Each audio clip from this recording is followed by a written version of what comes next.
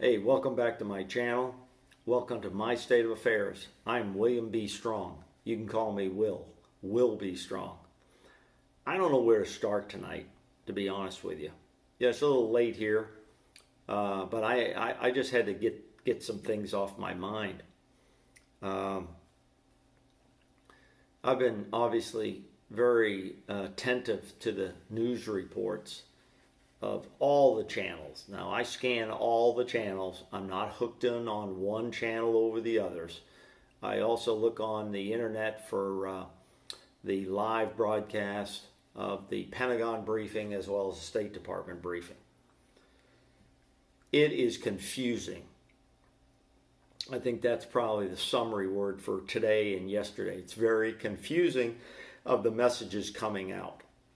Now, the latest ones that have come out, the word is that the U.S. government wants its citizens in Afghanistan to start moving towards the airport.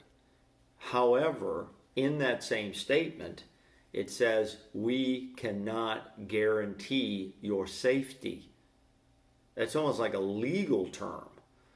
Come to the airport if you want to fly out of here, out of Kabul International. But we're not going to guarantee you're going to get there safely. So obviously, the deal or negotiations with the Taliban is fragile at best, showing that they really have kind of a lack. Either one, they don't want the deal, or two, if they want the deal, they can't even guarantee safety. So that's a major issue. That's a major problem. And as far as I know, that's where we stand now. We also know that there is ongoing communication negotiation with the Taliban. All right. But that is a WTF moment. If you're locked in an apartment someplace and ready to go, you're not sure whether you should go or not. You're going to have to make a decision. What day and time do I get up and I start moving towards the mass chaos at the airport? Now, it's not like you can just walk down the street and get there. And there are American citizens that are scattered in other cities outside of Kabul. So that is a problem. It's a major concern. It's got to be a major concern of the State Department. It's the State Department's job to get the word out to American citizens of how to come, where to come, and when to come. That's not the military's job. The Department of Defense's job, the military, is right now secure the airbase, keep the airbase safe for planes coming and going, and deciding who comes in and who does not come in. It's that simple. Okay? So there's a lot going on. We could sit here and talk. I could probably talk for the next 2 hours. We're not going to do that. I'm going to try to focus on one major thing right now, and that is conflicting reports on all the media broadcasts. I don't care which one you're on. It could be Fox, CNN, MSNBC, Al Jazeera. Those are the top four that I'm scanning. And we're getting bits and pieces and conflicting information of what truly is the scenario on the ground. Now, ABC and CNN does have some reporters embedded in the city, and they're moving around sort of at free will, but with some restrictions and some danger. But they're getting some reports out. I think those are probably the most credible reports that we have. And so I find those very interesting. Now, I believe all the channels are trying their best to report information instead of usually just beating on each other because of political parties.